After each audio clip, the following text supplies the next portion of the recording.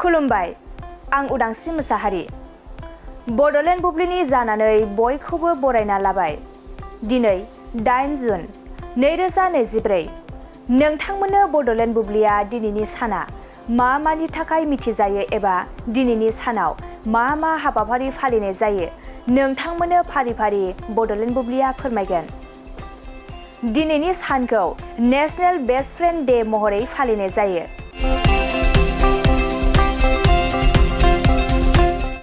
बोसोरफ्रोमबो national best friend डेखौ 8 जुनाव फालिनाय जायो। बे सानखौ जोंनि जिउआव जेखि जेंना जाया मानो हेफाजाब होग्रा लोगोफोरखौ मान होनो थाखाय फालिनाय जायो।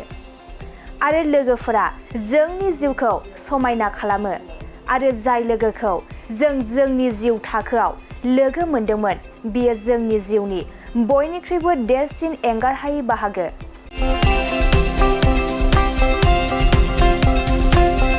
बेनि अनगायैबो दिनैनि सानखौ नेशनेल र'ज डे,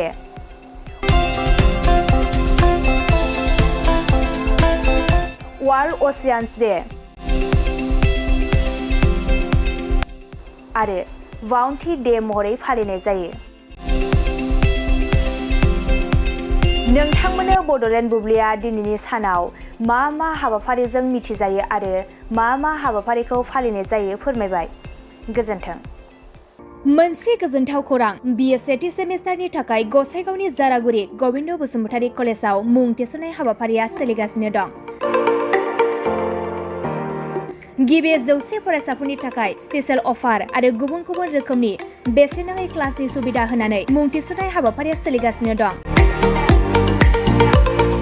बे फरायसालियाव फरायसाफोरा गावनि गोसोबायदि आयदाखौ सायख'नानै लानो हागोन। लोगोसे basic computer class, self defence आरो स्पकेन इंलिश क्लास बायदि सुबिदाफोरखौ बेसेन होआलासे फरायसाफोरा सोलोंथाइखौ लानो हागोन। लोगोसे बे फरायसालिमायाव गासैबो फरायसाफोरनि थाखाय फ्रि बास सार्भिसबो होनाय जादों। लोगोसे गासैबो थाखोनि बिजाबजों बुंफबनाय बिजाब बाख्रिनिबो सुबिदा दं।